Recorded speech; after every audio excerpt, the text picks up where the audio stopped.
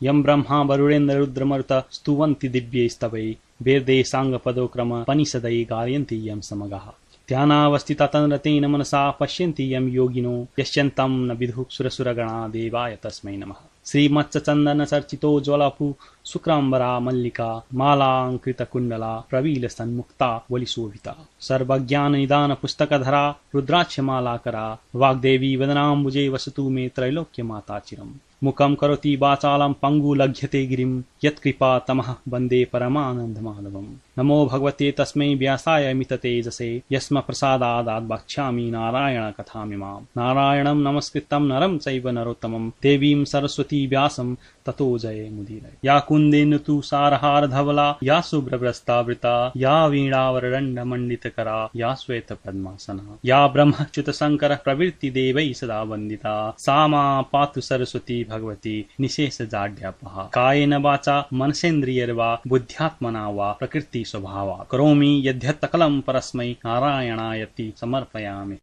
अथ सप्तमो अध्याय। कुमारजी आज्ञा गर्नुहुन्छ हे अगस्त मुनि। सती देवीले त्यसरी प्राण त्यागेको देखेर देवता यक्ष गन्धर्व किन्नर नाग दैत्य र ऋषि मुनि सबैले ओहो साह्रै अनर्थ भयो भन्दै आश्चर्य माने। उसै बेला अकस्मात आँधी चलेर धुलो उडी सारा आकाश ढाक्यो र विपरीत हावा चल्न लाग्यो। बिना बादलकै मेघ गर्जन लाग्यो। यज्ञमा उपस्थित सबै देवता यक्ष गन्धर्व किन्नर दैत्य नागहरू धुलो उडेर आँखामा परी हेर्न असमर्थ भए। वायुको वेगमा अड्डिन नसकी भूमिमा घोप्टिए। वायुको त्यो उग्र वेगले कतिलाई उडाएर लग्यो, कति भूमिमा पछारिए, कति रुन कराउन लागे। त्यस हुरीमा परेर कतिको हात भाँचियो, कतिको खुट्टा मर्कियो, कतिले भुइँमा टाउको टेक्न पुगे, कतिको मुख भूमिमा घोप्टिएर माटो खान लागे। उठ्न असमर्थ भएका जति रुन कराउन लागे। कति रक्षा गर मरे बचाओ बचाओ भन्न लागे। यस्ता प्रकारले यज्ञमा उत्पात भएको केही बेरपछि हुरीको वेग कम भयो र दक्ष प्रजापतिले चिन्ता गरी सबै छोरी ज्वाइँलाई नडराओ, डराउनु पर्दैन भनी सान्त्वना दिइसकेपछि चित्त व्याकुल गरी अब कसो गरौं भन्दै गुरु बृहस्पति कहाँ गएर बिन्ती गरे। हे गुरु, अनर्थ भयो, अब कसो गर्ने? असम्भव कुरा प्रत्यक्ष भयो भन्दै भयभीत स्वरमा कराउन लागे।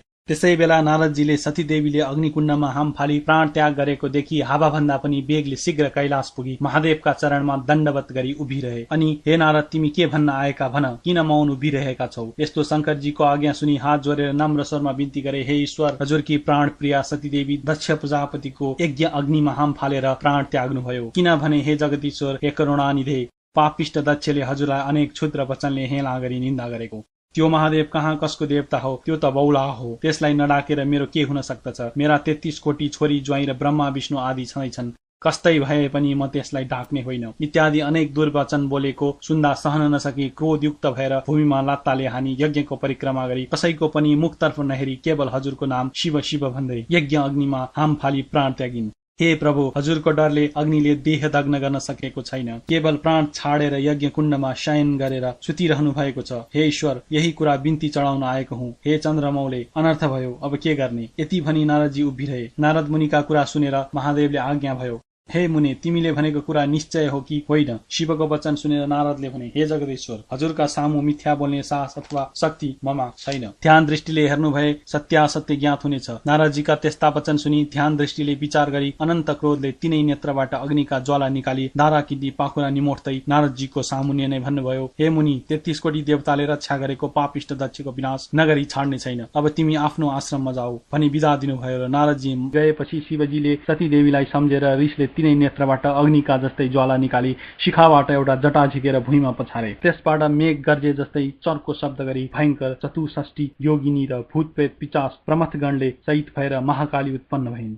कस्ती महाकाली भने डरलाग्दो अनुहार भएकी, लामा लामा दारा निस्केकी, आकाश जस्तै पेट भएकी र बाघको छाला कम्मरमा बेरेकी, झाक्रो फिजाएकी, हातमा भयंकर खड्ग लिएकी, कहिले हाँस्ने कहिले लामो जिब्रो निकाल्ने यस्ती महाकाली शिवजीको सामुन्ने उभि के कामले मेरो आराधना गर्नुभयो भनी बिन्ती गरिन्। अनि महादेवले अघि झैं अर्को जटा झिकेर भुइँमा पछारे। त्यसबाट पृथ्वी कम्पायमान पार्दै क्रोधित सिंह जसरी गर्जन्छ त्यस्तै ध्वनि निकाल्दै हजार सूर्य जस्तै तेज भएका, सम्पूर्ण शरीरमा खरानी धसेका, मुण्डमाला लगाएका, दायाँ हातमा त्रिशूल लिएका र बायाँ हातमा डमरू बजाउने यस्ता भीषण मूर्ति भएका वीरभद्रले महादेवका अगाडि उभिएर बिन्ती गरे, हे शम्भो, हामीहरूलाई किन आराधना गर्नुभयो? तिनीहरूको यस्तो प्रार्थना सुनेर महादेवले आज्ञा भयो, हे वीरभद्र महाकाली, तिमीहरूलाई पापिष्ट दक्ष प्रजापतिको यज्ञ विध्वंस पारी उसको पनि संहार गरी दक्षका सहायक संरक्षक देवताहरूको पनि संहार गरेर आओ भनी डाकेको हुँ। अब तिमीहरू नन्दी भृंगी 64 योगिनी भूतप्रेत पिचास समेत भई दक्षको यज्ञ विध्वंस गर्न तत्काल जाओ। श्री महादेवको यस्तो आज्ञा सुनि नन्दी भृङ्गी भूतप्रेत योगिनी र पिचासहित भई मेघ गर्जे झैं सिंहनाद गरी पृथ्वी कम्पित पारी साक्षात यमराज प्राणीको नाश गर्ने हे झैं क्रोधित भएर शिवको आज्ञा शिरोपर्त गरी कैलाश पर्वतबाट हिँडी तिनीहरूको चालामाला देखेर पृथ्वीलाई भार थाम्न कठिन पर्यो र थरर काँपिन्। सात समुद्र थल्किए, समस्त जीव त्राही त्राही भए। दक्षको यज्ञमा पनि अनेक किसिमका उत्पात हुन लागे। आकाशमा काग र गिद्ध मण्डलाकार गरी उड्दै कराउन थाले। स्यालहरू आँखा र मुखबाट आगोको ज्वाला निकाल्दै कराउन र दगुर्न लागे। रगतको वृष्टि भयो, विपरीत वायु चल्न लाग्यो। यस्तो उत्पात हुन लागेको देखेर यज्ञ मण्डपमा बसेका सबै हाहाकार गर्दै यताउता भाग्न लागे। स्त्री बालक बुढाहरू भाग्न नसकी भुइँमा घोप्टिएर रुन कराउन लागे। कोही अझ के हुने हो भन्ने डराई त्राही त्राही हुन लागे। ठीक उसै बेला शिवको आज्ञा पाएर उन्मत्त भएका वीरभद्र र महाकाली, नन्दी भृङ्गी आदि शिवका गण मेघ गर्जे जस्तै गर्जँदै हात्तीका बथानमा सिंह पसे झैं दक्षका यज्ञमा पुगेर दक्षद्वारा डाकिएका देवता, यक्ष, गन्धर्व, किन्नर, नाग, दैत्यगण सहित परस्पर जुधे। त्यो देखेर दक्षका कन्याहरू देवकन्या, नागकन्या, ब्राह्मण, ऋषि मुनि आदि सबै त्राही त्राही नारायण भन्दै रोई कराई 10 दिशातिर भाग्न लागे। कोही भाग्न नसकेर लडे, कसैको हात खुट्टा भाँचियो, कोही टाउको भरले पल्टिएर माटो खान लागे। कति मूर्छा परी असहाय जस्तै भूमिमा लडे। तर विष्णु प्रवृत्ति देवता, यक्ष, गन्धर्व, किन्नर आदि सबैले दक्ष प्रजापतिको रक्षा गर्न शस्त्र अस्त्र लिएर वीरभद्र महाकालीमाथि प्रहार गर्न लागे।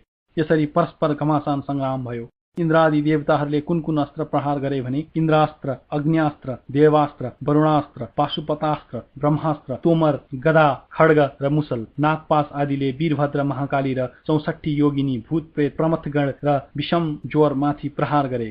त्यस्ता तरहले आफूमाथि सशस्त्र प्रहार गरेको देखेर वीरभद्रका गणहरूले पनि कठोर स्वरले गर्जेर दक्षका सैन्यभित्र पसी जति भेटे उतिको टाउको समाती, निमोठी, हात खुट्टा भाँची, मुड्कीले रगत छदाई देवताहरूको संहार गरे। उता महाकालीले प्रत्यक्ष काल जस्तै खड्ग लिई, वर्षाकालको प्रचण्ड मेघ गर्जे झैं गर्जी, सिंहनाद गर्दै मृगका फौजमा सिंह पसे झैं र सुकेका परालमा आगो लागे झैं दक्षका सेनाको संहार गरिन्। वीरभद्र समेत नन्दी, भृङ्गी, 64 योगिनी, भूत प्रेत, पिचास, प्रमथगण समेतले शत्रुतिरका कसैको शिर, कसैको हात खुट्टा छुट्टाए, कसैलाई निमोठी रगत पिएर नाच्न लागे, कोही हाँस्न थाले, कसैको मासु लुछेर खाए, कसैको कोखामा पाल पारेर रगत पिउन लागे। केही देवता भागे। यसरी दक्षका सेना र कोटी कोटी देवताको संहार गरे। त्यसरी संहार गरेको देखेर दक्षका सेना र देवताले वीरभद्र र महाकालीमाथि आफ्ना सशस्त्र प्रहार गरे। तर ती सम्पूर्ण सशस्त्र महाकालीको शरीरमा थुनासाथ आफै भस्म भएर जान्थे। फेरि शिवगण र महाकालीले दक्ष सैन्य र देवगण यज्ञमा आएका सबै वीरहरू मारिदिए।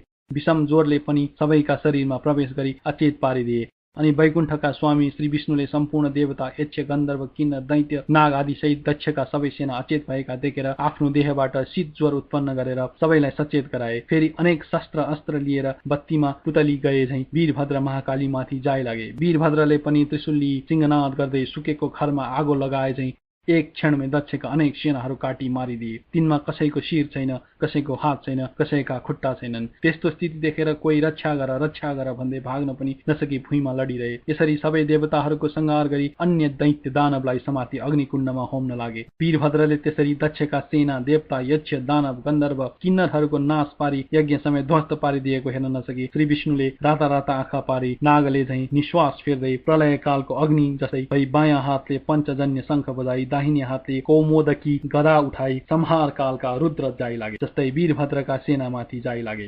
त्यो देखेर देवता, यक्ष, गन्धर्व, किन्नर, नाग आदि सबै र दक्ष प्रजापतिका सेनाले धन्य धन्य विष्णु, तिम्रो जय कल्याण होस् भन्दै आफ्ना सशस्त्र लिई विष्णुको सहायतामा लागेर कठोर युद्ध गरे। त्यस्तो देखेर महाकाली रिसले आगोको ज्वाला झैं डरलाग्दो तेज प्रकट गरी खड्ग लिई जाई लागिन्। त्यो देखि भूत प्रेत, पिचास, प्रमथगण, डाकिनी, शाकिनी र 64 योगिनी सबै युद्ध गर्न लागे। जस्तै ठूलो हावा चल्नाले मेघ टुक्रा टुक्रा हुन्छ, त्यस्तै दक्षका सेना, देवता, दैत्य, गन्धर्व, किन्नर, नाग आदि 10 दिशामा भागे। तब विष्णुले निर्धक्कसित वीरभद्रको छातीमा कौमोदकी गदा प्रहार गरे।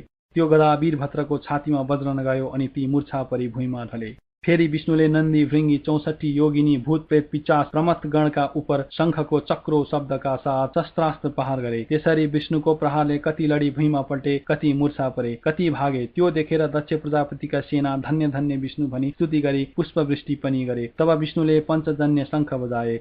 मूर्छा भइरहेका वीरभद्र महाकालीका कानमा देवता, यक्ष, गन्धर्व, किन्नर र दक्षका सेनाले संकुल ध्वनि र धन्य धन्य विष्णु भनी स्तुति गरेको शब्द पर्यो र चेतना फर्क्यो। आफ्ना सैन्य केही भूमिमा ढलेका, केही भाग्न लागेका र केही के कसो गरौं भनी अन्योलमा परेकोदेखि अत्यन्त क्रोधित भई काल सदृश त्रिशूल लिई विष्णुलाई लक्ष्य गरी बेगले प्रहार गरे। त्यो त्रिशूल विष्णुका छातीमा लाग्यो। त्यसको कष्ट सहन नसकी नवद्वारबाट रगतको धारा बगाई विष्णु मूर्छा परि ढले। उनी मूर्छित भएपछि वीरभद्रले प्रलय कालको मेघ झैं गर्जन गरी लक्ष्यका सेनामाथि जाय लागे।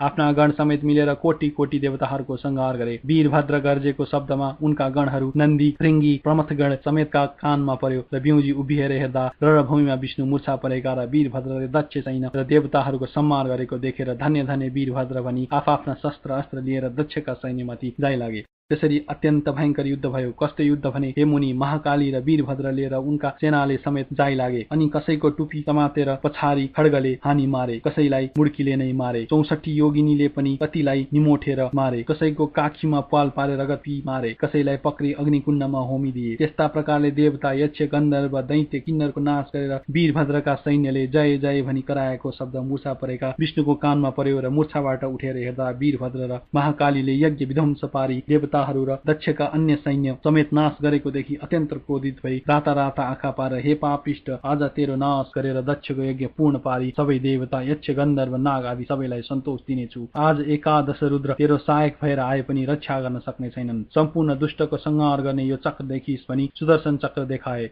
विष्णुले भनेको त्यस्तो शुद्र वचन सुनेर वीरभद्र रिसले चूर भई भन्दछन्, हे पापिष्ट विष्णु, सम्पूर्ण दुष्टको नाश गर्ने चक्र भनेर देखाइस्। तेरो पराक्रम माफिक यो चक्र मेरो उप प्रहार गरेर हेर। मुखले भनेर मात्र केही हुन सक्दैन। यस्तो वीरभद्रको वचन सुनि विष्णु रिसाई वीरभद्रलाई ताकेर सुदर्शन चक्र प्रहार गरे। त्यो चक्र अनेक सूर्यको जस्तो तेज र प्रलय कालको गर्जे झैं गर्जना गर्दै काल रुद्र नाश गर्न गए झैं गयो। त्यस्ता प्रकारले आएको त्यो चक्रलाई देखि नन्दी, भृंगी, भूतप्रेत, 64 योगिनी, प्रमथगण आदि शिवगण त्राही त्राही वीरभद्र महाकाली भनी उनका नगिचै गए। जस्तो समुद्र मथनमा कालकूट विष निस्केर सबैलाई भस्म पार्न खोज्दा शिवले पान गर्नुभएको थियो, त्यस्तै त्यो चक्र आएको देखेर मुख बाइदिनाले वीरभद्रको मुखमा पस्यो र निल्न तयार भएको देखि विष्णुले चाँडो गरी वीरभद्रका मुखबाट सुदर्शन चक्र झिकी त्यहाँबाट अन्तर्ध्यान भई वैकुण्ठ जाँदा भए। इति श्री स्कंद पुराणे केदारखण्डे माघ महात्म्ये कुमार अगस्त्य संवादे श्री स्वसानी परमेश्वर्या व्रतकथायां दक्षसेना वधूनां 7मो अध्याय।